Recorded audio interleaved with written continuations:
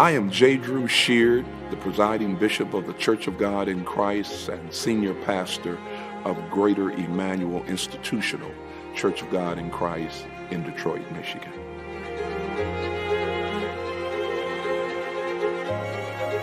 The most significant barrier that I've overcome in my career has been my ability to deal with the difficulties that have been thrown at me and to overcome them. I think that when a person is able to overcome obstacles, that's a key to their purpose in their life. One of the major obstacles that I thought was set to hinder me was my young age and my affiliation or my family, because there were so many leaders in my family. I was pushed to the back because they had to deal with the other Sheards. And one of the situations happened when I was asked to minister in a convention, and the leader then said, we got too many Sheards here, we're not going to use him.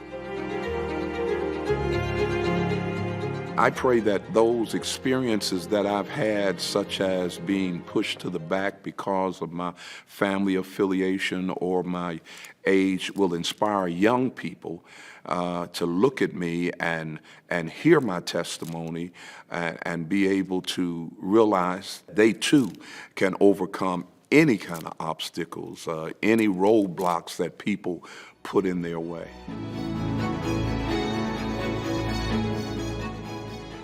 My leadership legacy, if there be any, will be that I help people. I try to be inclusive of people. I did not just cater to one set of people, and we looked at people based on their ability. I want to be able for it to be said that Drew Sheard reached out to everybody and tried to give everyone an opportunity to succeed.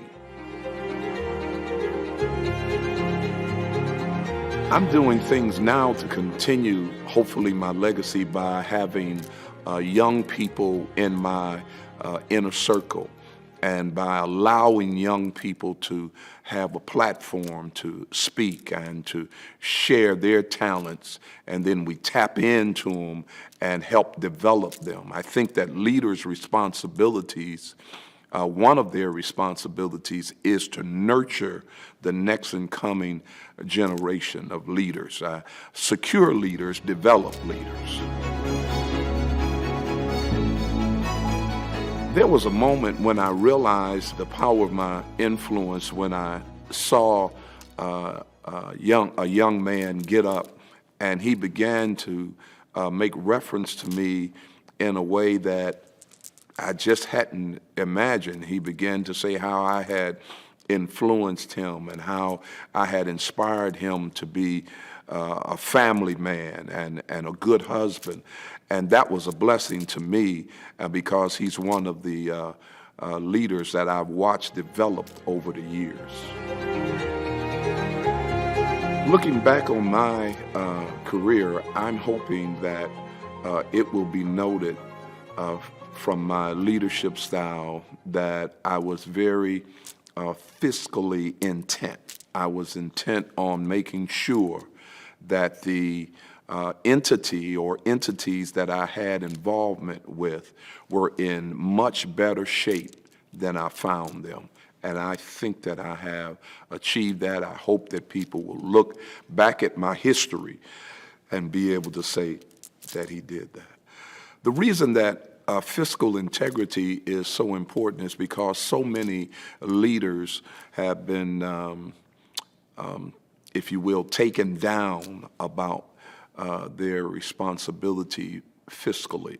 We live in a day and time where if people in our field will, they give their hard-earned money to our causes, and they have to believe in the leader to give.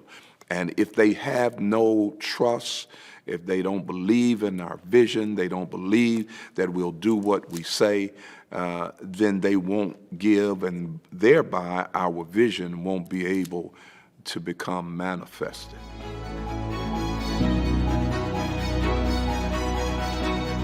The best advice that I ever received was when I was really having a down moment, and I spoke to my father, my late father, who is transitioned now, and he said to me, he said, "Don't let people make you think that you are not who God says you are." And he said that, and something rose up in me, and he began to continue to talk to me, and I began to almost like Hulk Hogan, hearing his voice, just bust out of my shirt and say, "Yeah, I can do that." And so that is the message that his message to me personally helped me become this better person. And I am constantly sowing into new other people that there is a God-given ability that must be stirred up in your life, and let's do it. My favorite advice to give to someone who might want to follow in my footsteps, and of course it can be seen in all of my texts and my emails, is hang in there. Hang in there. When I close every statement, I put hang in there. And if it's a sad moment, I put hang in there, period. If it's a joyful moment, I put hang in there, exclamation mark. Hang in there is a phrase that resonates with me. I wrote a book entitled Hang in There, and because especially when you're emerging as a leader, you have bumps. And in that book, I re-emphasize that turbulence is the price you pay for flying high. So that's why that's so important to me. It came to me when I was going through some very difficult moments in my life. Someone shared with me, as I told you, my father shared with me, "You can do this," and I came up with that phrase, and I use it all the time.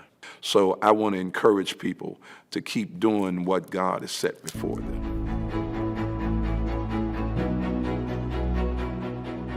An historical person that has inspired me in my life, I must first of all say it's my dad, the late Bishop John Henry Sheard.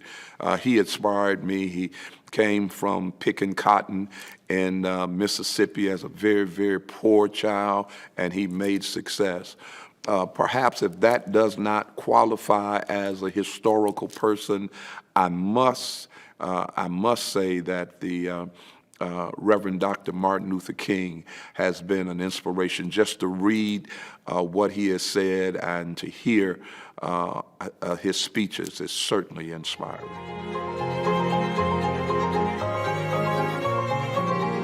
The thing that I'm most excited about for the future is that I see young people that have had an impact on their life, and I see them reaching. I see them doing greater things. I see them going forth and becoming great leaders. And of course, I'm a former school teacher. One of the greatest joys that comes my way is to see some of my former students come up to me and say, "Mr. Sheard, you did this, you said that," and to see where they are, that's the joy. And to see members of our congregations or across the country say, "Bishop Sheard, I saw you, I heard you, and you inspired me to do that."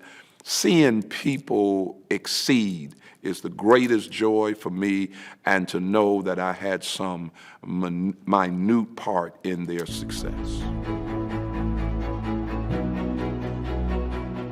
Let me say what it means to me to be one of the Power 50. First of all, I am absolutely humbled that someone would even think that of me. It means that apparently I'm doing something right. Apparently and to be able to wear that title, if you will, means that there's more for me to do.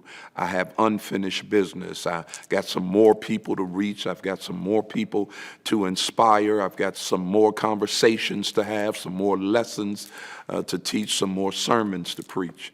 And I just want to do what will be best for people. I never want to embarrass people, and I never want people to look at me and say that he's useless. So thank God for the opportunity to serve with these other 49 very influential people, and I am truly honored.